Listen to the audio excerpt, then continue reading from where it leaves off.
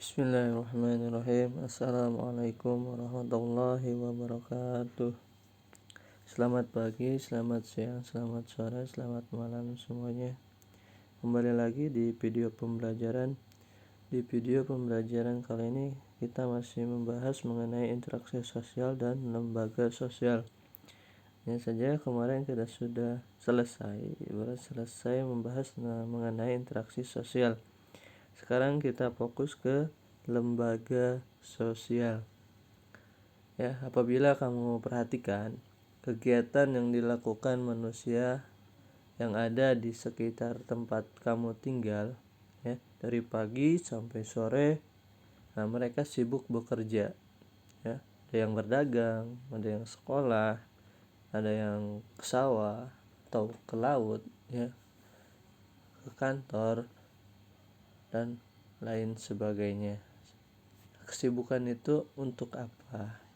Ya, setiap kesibukan tuh pasti mempunyai tujuan yang ingin dicapai. Nah, tujuannya itu apa? Ya, tujuannya itu tergantung dari masing-masing orang. Tetapi pada dasarnya mereka semua ingin memenuhi kebutuhan hidupnya. Itu ya, intinya.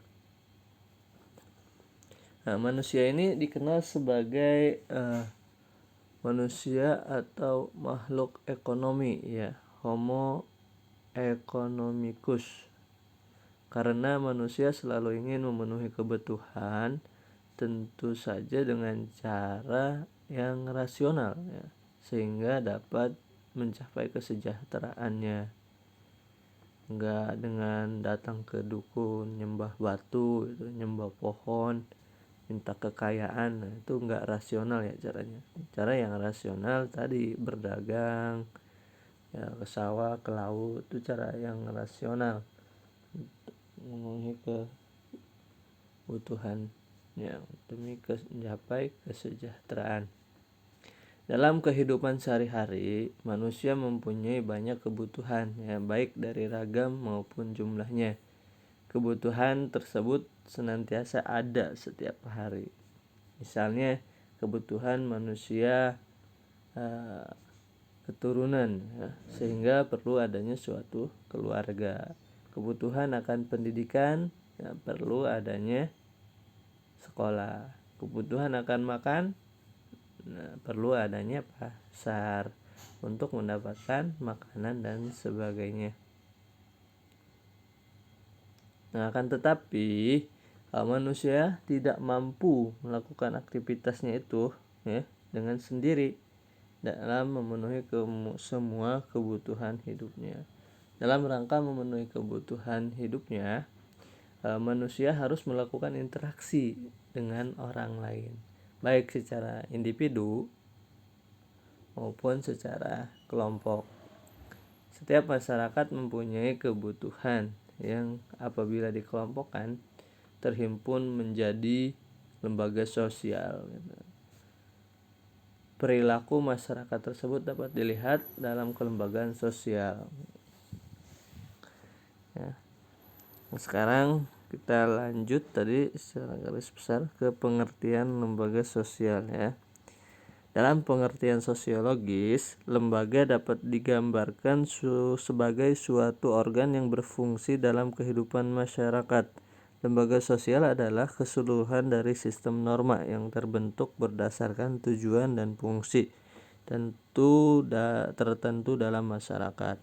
Dapat juga dikatakan bahwa lembaga sosial merupakan himpunan norma-norma yang berhubungan dengan kebutuhan pokok dalam masyarakat.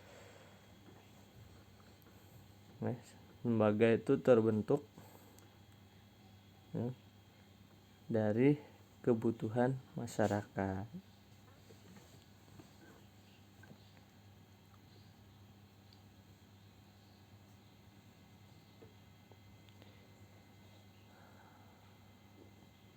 Terbentuknya lembaga sosial berawal dari kebutuhan masyarakat. Nah, tadi akan keteraturan kehidupan bersama. Lembaga sosial terbentuk dari norma-norma yang dianggap penting dalam hidup bermasyarakat. Terbentuknya lembaga sosial berawal dari individu sebagai makhluk sosial. tidak mampu untuk hidup sendiri. Mereka saling membutuhkan, sehingga timbul aturan-aturan yang disebut dengan norma kemasyarakatan. Pada dasarnya manusia tidak mampu hidup sendiri.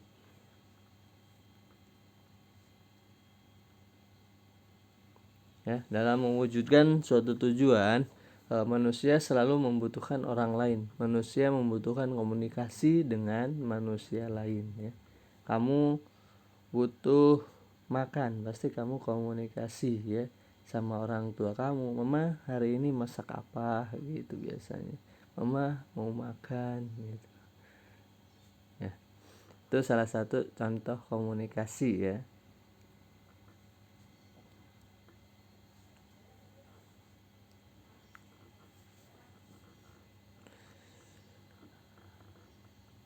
Oleh karena itu, manusia disebut sebagai makhluk sosial. Manusia memiliki naluri dasar untuk selalu berinteraksi dan untuk memenuhi kebutuhan dasar. Maka diperlukan norma yang fungsinya mengatur manusia sehari-hari, supaya hubungan antar manusia di dalam suatu masyarakat bisa terjalin sebagaimana yang diharapkan. Maka dirumuskanlah norma-norma masyarakat. Pada awalnya, norma tersebut terbentuk secara tidak sengaja berdasarkan kebutuhan manusia. Namun, lama-kelamaan norma-norma tersebut dibuat secara sadar. Ya. Misal, dalam bidang ekonomi, dahulu dalam jual beli, seorang perantara tidak harus diberi bagian dari keuntungan. Namun lama-kelamaan terjadi perubahan kebiasaan bahwa perantara harus mendapat bagiannya. Ya, apakah itu dari pembeli atau penjual. Contohnya ya, dari sistem barter menjadi menggunakan alat tukar berupa uang gitu. Contohnya, aturan-aturan di sekolah atau tata tertib yang harus ditaati seluruh peserta didik. Peserta didik tidak harus menggunakan pakaian seragam, ya. Peserta didik harus menggunakan pakaian seragam, datang ke sekolah tidak terlambat, harus mengikuti upacara, mengerjakan tugas yang diberikan oleh guru dengan tepat waktu. Nah, semua itu agar kegiatan sekolah bisa berjalan sesuai dengan yang diharapkan. Jika kalian diperintahkan mengerjakan tugas, maka kegiatan di sekolah itu tidak akan berjalan dengan lancar. Sistem norma atau aturan yang dapat dikategorikan sebagai lembaga sosial itu harus memiliki syarat-syarat ya. Syarat pertama, sebagian besar anggota masyarakat menerima norma tersebut. Kedua, norma tersebut menjiwai seluruh warga dan sistem sosial. Norma tersebut mempunyai sanksi yang mengikat setiap anggota masyarakat. Agar hubungan antar manusia dalam suatu masyarakat terlaksana sebagai yang diharapkan, maka diciptakanlah norma-norma yang mempunyai kekuatan yang mengikat yang berbeda-beda ya. Terdapat norma yang kekuatan mengikatnya lemah, namun ada juga yang kuat mengikatnya ya. Nah, di dalam masyarakat itu ada 4 kegiatan norma ya. Yang pertama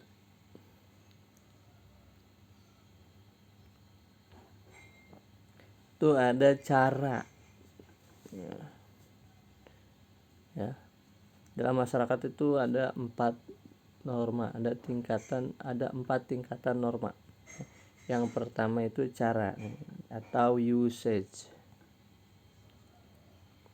Cara lebih terlihat pada perbuatan individu dalam masyarakat ya. Penyimpangan dalam norma cara ini tidak akan mendapat hukuman berat, akan tetapi hanya sekedar celaan.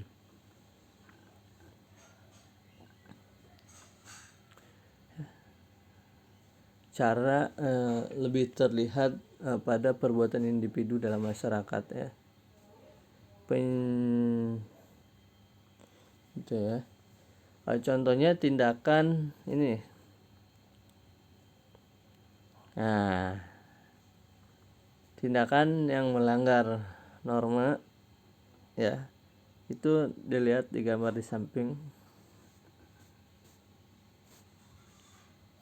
Nah, itu sedang membuang botol Pocari ke tempat sampah.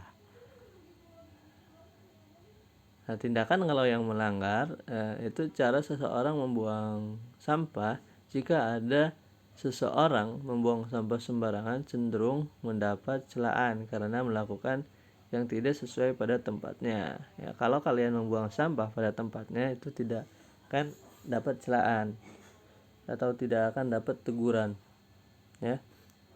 Tapi kalau kalian buang sampahnya sembarangan, nah itu pasti ada yang negur ketika orang lain melihat kamu sedang membuang sampah bukan pada tempatnya. Selanjutnya ada kebiasaan ya. Paul Why. Kebiasaan adalah perbuatan yang dilakukan secara berulang-ulang dalam bentuk yang sama. Contohnya, kebiasaan memberi hormat kepada yang lebih tua usianya ya, mendahulukan orang yang sudah lanjut usia ketika sedang antri dan sebagainya. Nah, di sini dicontohkan anak yang mau berangkat sekolah itu menghormati orang tuanya, maka si anak tersebut mencium tangan orang tuanya ya, untuk izin, saya berangkat sekolah gitu ya. Itu kebiasaan baik. Nah, jika kebiasaan itu sudah dibiasakan tapi tiba-tiba hilang, maka itu orang tua akan menegur ya kepada anaknya gitu.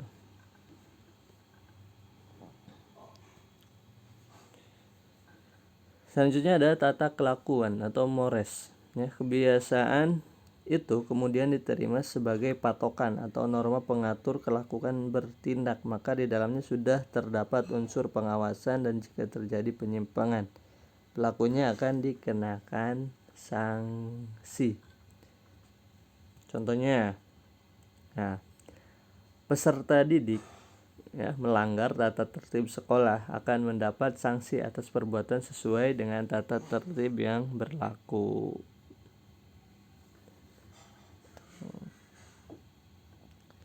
Dan tidak mengerjakan tugas, suruh berdiri di lapangan gitu, atau memutari lapangan gitu.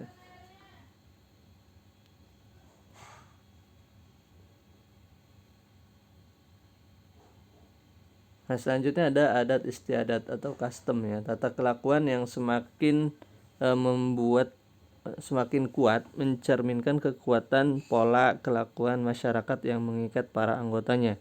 Bagi anggota masyarakat yang melanggar adat istiadat, maka ia akan mendapat sanksi sesuai adat masing-masing. Norma-norma tersebut mempunyai dasar yang sama, yaitu memberikan petunjuk bagi tingkah laku seseorang yang hidup di dalam masyarakat.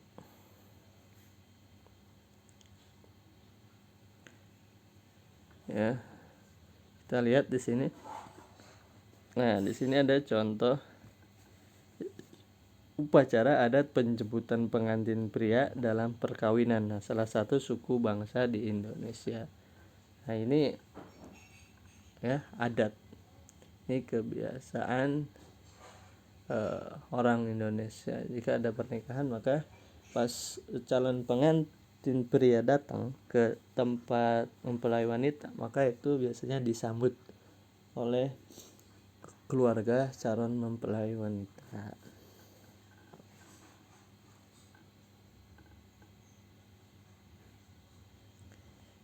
Terus di sini timbul pertanyaan, apa sih yang membedakan dari cara, kebiasaan, tata kelakuan, dan adat istiadat? Perbedaan norma tersebut. Nah, di sini cara itu pengertiannya norma yang menunjuk kepada suatu bentuk perbuatan sanksi yang ringan ya, terhadap pelanggarnya. Kalau kebiasaan, perbuatan yang dilakukan secara berulang-ulang dalam bentuk yang sama. Kalau tata kelakuan itu kebiasaan yang dianggap tidak hanya sebagai perilaku, tetapi diterima sebagai norma-norma pengatur. Dan yang terakhir, adat istiadat. Tata kelakuan yang menyatu dengan pola-pola perilaku masyarakat dan memiliki kekuatan mengikat yang lebih. Jika dilanggar, sanksi keras akan didapat dari masyarakat. Nah, itu sampai di sini pembahasan kita mengenai pengertian lembaga sosial ya. Terima kasih atas perhatiannya. Assalamualaikum warahmatullahi wabarakatuh.